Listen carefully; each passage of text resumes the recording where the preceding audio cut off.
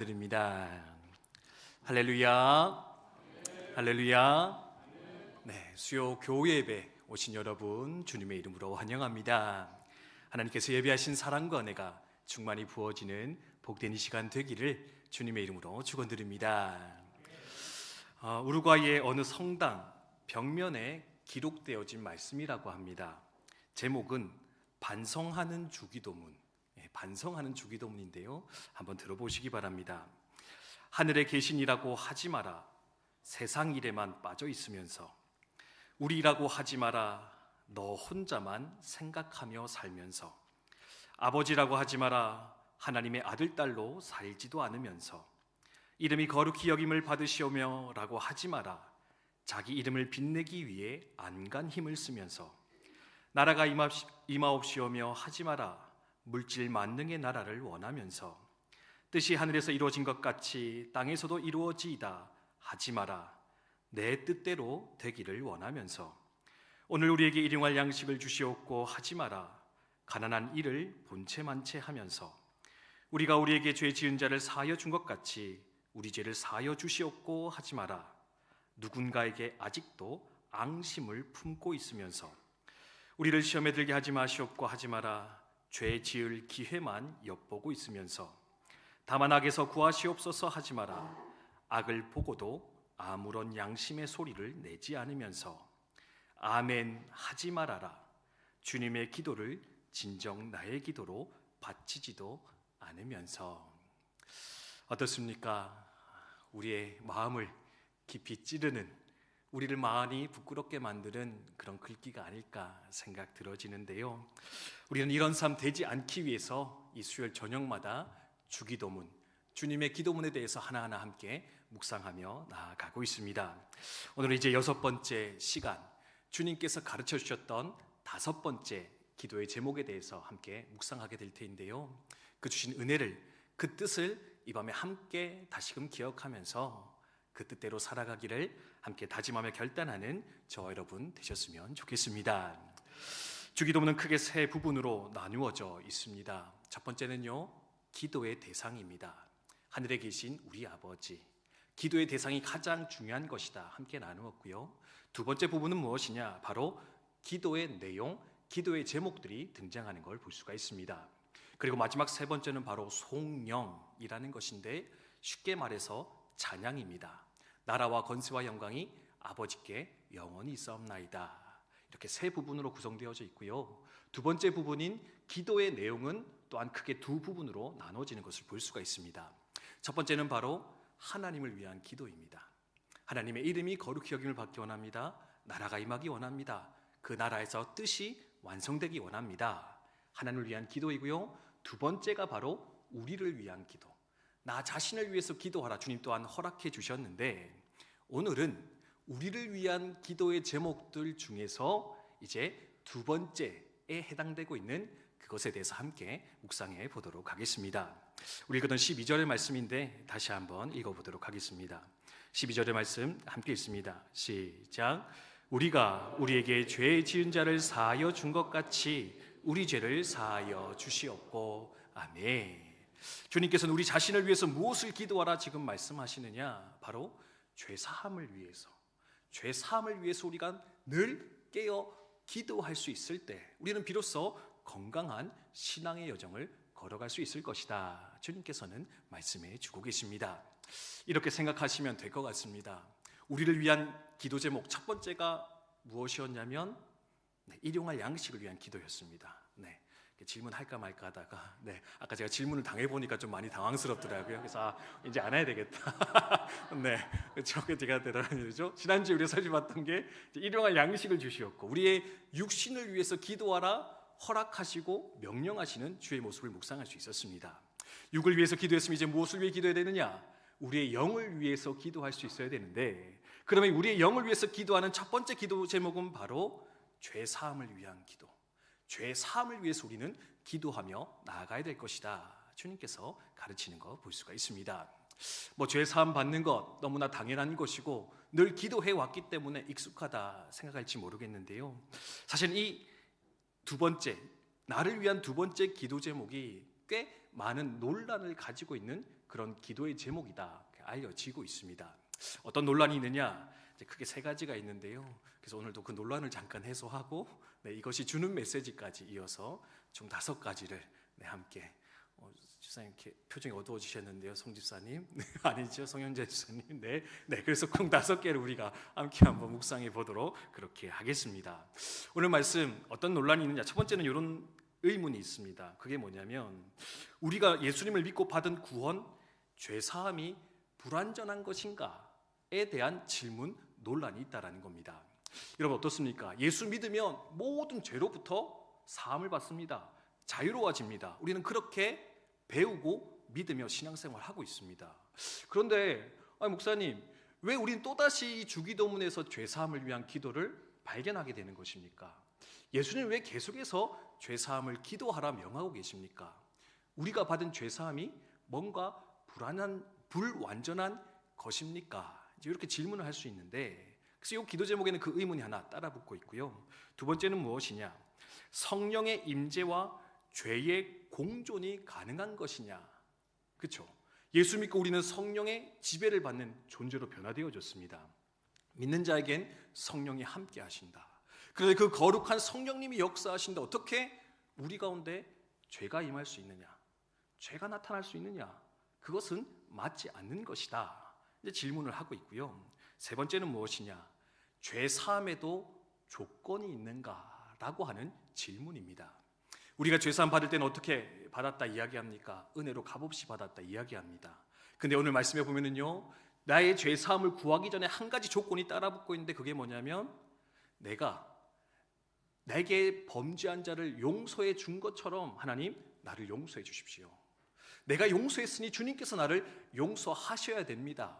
어쩌면 그 주님의 죄사함에 대해서 어떤 조건, 어떤 행위를 갖다 붙이면서 나아가는 기도의 제목처럼 보여지는데, 그래서 죄사함에도 조건이 있는가라고 하는 그런 논란, 의문이 제시가 되고 있다라는 겁니다. 평소엔 별 생각 없었는데 그죠? 네 설교 들으니까 헷갈린다 야 이렇게 생각할지 모르겠는데, 근데 사실은 이런 질문을 진지하게 하시는 경우를 만나볼 수 있거든요. 그래서 여기에 대한 나름의 해답을 가지고 나서 우리 간단하게 이 죄사함을 위한 기도를 통해 우리가 어떤 삶을 살아가야 되겠는가, 이 시간에 함께 고민을 해 보았으면 좋겠습니다. 첫 번째로 우리가 받은 죄사함이 불완전한 것이냐에 대한 해답입니다. 우리는 이미 죄사함 받았는데, 모든 죄로부터 자유케 되어졌는데 왜 우리는 계속해서 죄사함을 위해 기도해야 되느냐? 이건 쉽게 말해서 원죄와 자범죄의 구분, 아마 들어보신 분 있을 것 같은데, 원죄와 자범죄로 구분하여서 이것을 이해할 때 우리는 쉽게 받아들이고 설명할 수 있겠다. 여러분 기억하시면 좋겠습니다. 원죄라는 건 뭐냐면 근본적인 죄라고 생각하시면 되겠습니다. 아담으로부터 출발되어서 모든 인류 가운데 계속해서 물려져 내려오고 있는 하나님을 근본적으로 반대하고 거절하고자 하는 그 심성, 그 죄의 중심이 우리 가운데 남아있을 것인데, 이것을 우리가 언제 용서받을 수 있느냐? 예수님을 나의 구원자로 받아들이고 인정할 때, 그분을 나의 삶의 구주로 인정할 때 우리는 그 원죄로부터, 그리고 지금까지 지었던 모든 자범죄로부터 용서받고 자유롭게 되어질 수 있다는 겁니다. 그런데 자범죄는 무엇이냐? 이제 원죄가 뿌리라면 자범죄는 열매와 같은 것입니다.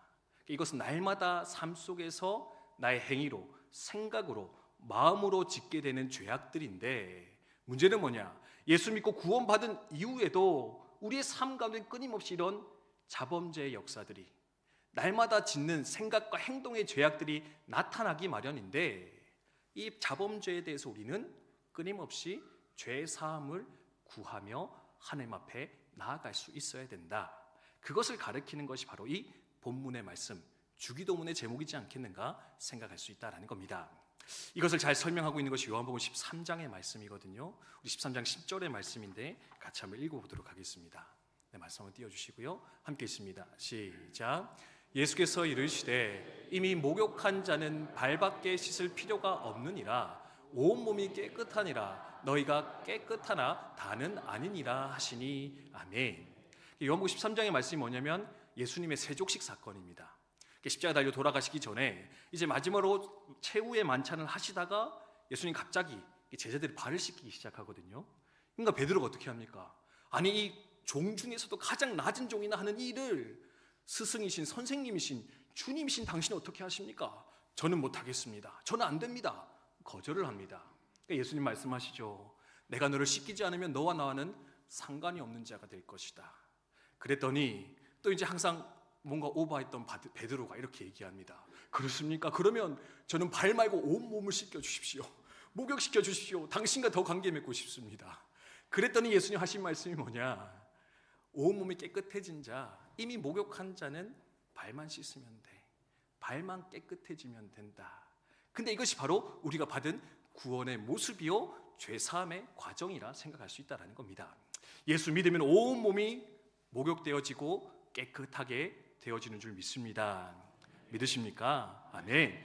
자범죄, 근본적인 원죄 다 사라졌습니다. 그런데 날마다 이 땅에서 남은 인생을 살아가다 보니 우리의 발에는 죄의 찌꺼기가, 죄의 먼지가, 죄의 상처가 조금씩은 쌓여져 나아갈 수 있을 것인데 그것을 방치하지 말고 그것을 쌓아두지 말고 날마다 주님 옆에 나와 기도하여 용서받음으로써 온몸이 깨끗한 존재로서 하나님 앞에 나아갈 수 있어야 된다.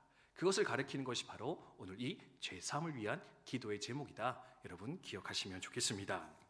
그래서 두 번째로 성령의 지배와 죄의 본성이 어떻게 함께 공존할 수 있겠는가? 이제 요거에 대한 해답인데요. 사실 논리적으로는 맞진 않습니다. 그렇죠? 거룩하신 하나님이 역사하시는데 어떻게 그 부정한 죄악이 우리 가운데 역사할 수 있을까? 성령을 쫓아 살아간다고 하는데 왜 죄악이 남아있을 수 있을까? 근데 이것은요 논리적으로는 원리적으로는 안 맞는데 우리의 경험에 비춰봤을 때는 이것이 가능하다라는 것을 우리는 또한 경험하며 살아갈 수밖에 없기 때문에 이것을 인정하며 고백할 수밖에 없다라는 겁니다. 이미 말씀드렸죠. 원죄와 지금까지 자범죄가 씻김 받았지만 그 다음의 삶에서 죄가 있었습니까? 없었습니까? 있을 수밖에 없기 때문에 발을 씻으라 명령하시는데 성령의 임재와 지배와 통치 아래에서도 우리는 나의 죄된 본성, 옛적의 육신의 본성 때문에 우리는 때때로 죄악의 유혹에 이끌려 그 길을 걸어갈 수도 있을 것인데 그러므로 우리는 또다시 죄사함의 기도, 용서의 기도를 주님 앞에 드리며 나아갈 수 있어야 된다. 또한 기억을 하시면 좋겠습니다. 천하의 사도 바울도 그래서 이렇게 고백하지 않습니까? 로마서 7장 24절 25절의 말씀인데 같이 한번 읽도록 하겠습니다. 함께 읽습니다. 시작. 오호라 나는 공고한 사람이로다. 이 사망의 몸에서 누가 나를 건져내랴. 우리 주 예수 그리스도로 말미암아 하나님께 감사하리로다. 그런즉 내 자신이 마음으로는 하나님의 법을 육신으로는 죄의 법을 섬기노라. 아멘. 아직까지 주님께서 이 땅에 오셔서 하나님 나라를 다 이루지 않은 이미와 아직의 때를 살아가는 우리의 존재는 바로 이와 같다라는 겁니다. 마음으로는 성령의 법, 하나님의 법을 쫓아가지만 우리의 육신이 자꾸 죄의 법을, 죄의 통찰에 들어가기를 열망하며 기뻐하기 때문에 우리는 이러한 갈등 가운데 살아가다가 때로는 죄의 걸림 가운데, 죄의 오염 가운데 다시금 들어갈 수밖에 없을 것인데 그러니 우리는 죄의 사함을 구하며 끝까지 하나님 앞에 달려갈 수밖에 없는 존재, 그게 바로 우리의 모습이라 기억하시면 좋겠습니다. 그러면서 세 번째로 죄사함의 조건이 필요한 것이냐라는 논란인데요. 이것은 일반적으로 성경학자들은 이렇게 설명을 하고 있습니다. 죄의 용서함에 어떤 조건이나 어떤 행위가 붙어야지 되는 거냐, 이제 그걸 말하는 것은 아니고요. 죄 사함 받았다면 우리도 마땅히 용서하며 살아가야 한다라는 그 삶의 태도, 삶의 방향을 강조하시기 위해서 예수님은 이렇게 표현한 것이지 않겠는가? 우리 이해할 수 있다라는 겁니다. 여러분 보통 어떤 것을 강조할 때 이제 도치법이라는 걸 사용을 합니다. 저도 뭐 문학을 잘 모르는데요. 도치한다, 바꾼다 이제 이런 말이잖아요, 그렇죠? 중요한 것이 뒤로 가 있으면은 앞으로 당겨가지고 그걸 먼저 제시함으로써 그것의 중요성을 강조하는 게 하나의 문학의 기법인데 이 기도의 제목 9절에서 예수님께서는 그 방법을 통하여서 용서하는 삶에 대해서 강조하고 있는 것, 그게 바로 이 죄사함의 기도이지 않겠는가? 이제 그렇게 설명할 수 있다는 겁니다. 죄사함에는 조건이 없습니다. 은혜로 받습니다. 거저 받습니다. 내가 잘해서 받는 것이 아니라 주님의 십자가의 공로로 말미암아 우리는 죄사함 가운데 들어가게 되는 것입니다. 그러면 그토록 큰 죄사함, 큰 은총, 큰 사랑 받았으면 우리도 마땅히 이제 세상 가운데 나가서 그 사랑을 베풀며 살아가야 되는데, 그 은총 나누며 살아갈 수 있어야 되는데, 그 삶 살아가자라고 간절히 부탁하며 외치시는 말씀, 그 주의 애절한 마음이 담겨져 있는 것이 바로 이 죄사함의 기도이지 않겠는가, 우리 생각해 볼 수 있다라는 겁니다. 용서하는 마음으로 기꺼이 살아가는 저 여러분 되시기를 주님의 이름으로 축복드립니다. 네, 어떻습니까? 이게 좀 이해가 되셨습니까? 네 때문에 생긴 오해가 네 때문에 해결이 안 됐다, 이러시면 좀 곤란한데, 네, 당신 때문에 생긴 오해가 좀 풀어지는 것 같습니까? 네, 죄송합니다, 안 된 것 같은데, 네, 하여튼 이렇다. 네, 누가 물어보면 이 정도 설명하시면 한 중간 이상 하셨다, 이제 그렇게 생각하시면 되겠고, 그러면 이 죄사함을 위한 기도, 이것을 바라보면서 우리는 어떤 삶을 살아가야 되겠는가, 이제 두 가지로 간단히 살펴보고 하나님의 말씀 마무리하도록 하겠습니다. 첫 번째로 이 죄사함의 기도를 우리 묵상하면서 결국에는요, 죄에 대한 민감성을 회복하는 자가 되어야 된다. 죄에 대한 민감함을 품고 사는 것, 그것이 바로 성도의 삶이다. 여러분 기억을 하셨으면 좋겠습니다. 죄 사함을 구하라, 그것이 뭡니까? 어떻든지 간에 죄가 내 삶 가운데 들어올 때 나는 그것을 발견하고 그것이 내 삶 가운데 사라지도록 끊임없이 기도하고 몸부림쳐 사는 것, 그것을 주님께서는 말씀하고 계신데, 그러므로 우리는 늘 깨어서 죄에 민감한 자가 되어질 수 있어야 되겠다. 여러분 기억을 하시면 좋겠습니다. 여러분, 앞선 기도의 제목이 일용할 양식을 위한 기도였다, 우리 함께 나누었는데요, 우리가 삶을 살아가면서 사실 우리가 가장 민감한 것이 무엇입니까? 그러니까 일용할 양식을 위해서 살아갈 땐 되게 민감하잖아요, 그렇죠? 네, 그렇지 않습니까? 밥 한 끼만 못 먹어도 막 신경질이 나잖아요. 저만 그렇습니까? 네, 아니, 조금만 못 먹어도, 조금만 적게 먹어도, 오늘 혹시나 이렇게 계란 못 먹어서 마음이 상한 분이 있지 않을까 싶은데, 저는 일찍 와가지고 이렇게 수요일 예배 때 이게 뭐냐, 절인 계란 저는 맛있게 잘 먹었거든요. 나올 때 되니까 계란이 몇 개 없다고 걱정하고 계시더라고요. 근데 이제 간혹 이제 저도 이렇게 늦게 왔는데 반찬이 없어. 네, 그럼 되게 이렇게 마음이 상하면서 왜 내만 안 주냐, 그렇게 생각하는 걸 볼 수가 있는데, 그게 뭐냐, 육적인 것에도 우리가 너무 민감함이 이 땅의 삶을 살아갈 때가 많다는 겁니다. 조금만 육신이 약해져도 당장 쫓아나와 하나님께 기도합니다. 우리 아이가 조금만 잘못되는 것 같아도 주님 앞에 나와 간절히 부르짖어 기도하는 것이 우리네 인생의 모습입니다. 경제적 어려움 찾아옵니다. 어떻게 합니까? 눈물로 기도하며 주님 앞에 엎드리는 것이 우리의 삶의 모습일 것인데, 과연 죄에 대하여서는 우리가 얼마나 민감한 삶을 살아가고 있을까? 죄악에 대해서는 얼마나 내가 하나님 앞에서 처절하게 반응하며 살아가고 있을까? 돌아보며 생각할 때 우리 사실 그러지 못한 인생 살아갈 때가 너무나 많이 있을 것인데, 이 죄사함의 기도에 대해서 주님께서 우리에게 가르치시면서 명령하는 것은 뭐냐? 육의 양식, 일용할 양식을 위해서 기도할 것도 필요하고 그것도 민감할 것도 필요하겠지만, 그것과 더불어서 네 안에 찾아오고 있는 그 죄에 대해서도 너는 민감하게 깨어서 반응하고 기도할 수 있는 그런 너의 삶이 되어졌으면 좋겠다. 하나님께서는 도전하며 가르치고 있다라는 겁니다. 그러면 왜 이렇게 죄에 대한 민감함이 필요하겠습니까? 여러 이유가 있겠지만 그 중에 가장 큰 이유는요, 죄는 하나님과 나 사이를 가로막는 가장 큰 벽이기 때문에, 하나님과 내 사이의 관계를 가로막는 가장 큰 장애물, 그것이 바로 죄악이기 때문에 우리는 그것을 민감하게 깨어서 발견하고 주님 앞에 나아가 용서를 구할 수 있어야 한다라는 겁니다. 여러분, 죄가 있으면 어떻게 합니까? 하나님의 임재 가운데 온전히 들어갈 수가 없습니다. 경험해 보셨지 않습니까? 그렇죠? 죄가 무서운 게 뭐냐? 죄가 다른 게 무서운 게 아니고요, 죄악 가운데 있으면 하나님이 느껴지지 않는다니까요. 하나님을 구할 수가 없습니다. 하나님의 그 은혜를 내가 누릴 수가 없습니다. 사랑 가운데 들어갈 수 없습니다. 왜요? 그 하나님은 거룩한 하나님이시라 죄와 함께 머무를 수 없으시기 때문에. 그래서 그 하나님 느껴지지 못한다면 사실은 내 삶의 가장 큰 은혜를, 가장 큰 축복을 놓치며 사는 것, 그게 바로 우리의 현실이 될 것인데, 그러므로 그 죄 때문에 하나님을 잃어버리지 않도록, 그 죄악 때문에 하나님부터 흘러내려오는 그 은혜와 사랑이 내 삶 가운데 막혀지지 않도록 우리 늘 깨어서 기도하며 그 죄와 싸워 나아가는 자의 삶 우리 가운데 있어야 하겠다. 여러분 기억하시며 나아가셨으면 좋겠습니다. 물론 이렇게 말씀드려도 저는 죄 짓고 살아도 상관없던데요, 하나님 없어도 별로 그렇게 어렵지 않는데요, 하실 분 있을지 모르겠습니다. 그럼 죄송하지만 여러분의 그 신앙을 다시 한번 점검해 보시고 돌아보셨으면 좋겠습니다.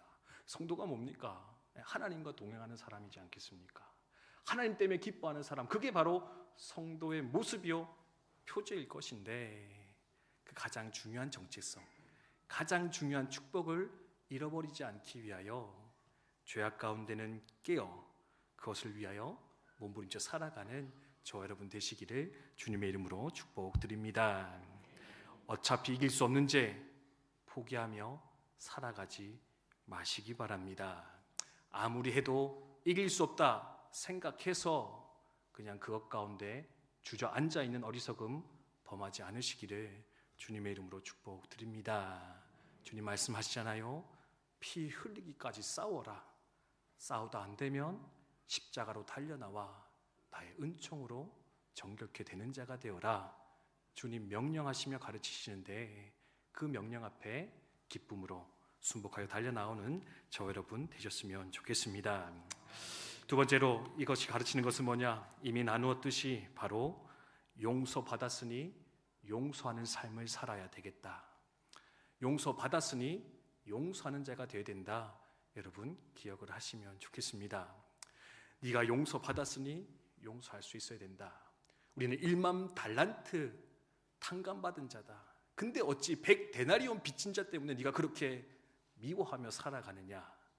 어리석은 인생아, 우리 주님 비유로 말씀하고 계신데, 여러분 큰 사랑 받았다 고백하신다면, 큰 사랑 받아 내가 용서받고 구원받았다 생각하신다면, 부디 그 왼수 같은 인생, 그 원수 같은 인생 이제는 용서하시고 넉넉히 사랑으로 품고 섬기며 나아가게 되시기를 주님의 이름으로 축복드립니다. 신앙의 성숙은 무엇일까? 여러 가지가 있지만 가장 중요한 것은 나와 다른 사람을 얼마나 품어낼 수 있는가, 나와 다른 사람을 얼마나 내 삶 가운데 품어 끌어안을 수 있느냐, 그것이 바로 신앙의 성숙의 중요한 표지가 될 것인데, 나는 과연 나와 다른 그 사람, 나와 다른 태도, 말, 생각, 삶의 양식을 가지고 있는 그 사람을 얼마나 용서하며 품고 살아가고 있는가 한번 좀 돌아보며 점검하면서, 주님 그 인생을 나도 이제 사랑하며 살아갈 수 있도록, 주님 나를 사랑하셨듯이 그 사랑의 마음으로 내가 품고 섬기며 살아갈 수 있도록 인도하여 주시옵소서. 그리하여 회복의 역사, 화평의 역사, 화목의 역사가 우리의 가정에, 우리의 일터에, 내가 속한 그 공동체 가운데 더 크게 일어날 수 있도록 하나님 인도해 주시옵소서. 함께 소망하며 나아갔으면 좋겠습니다.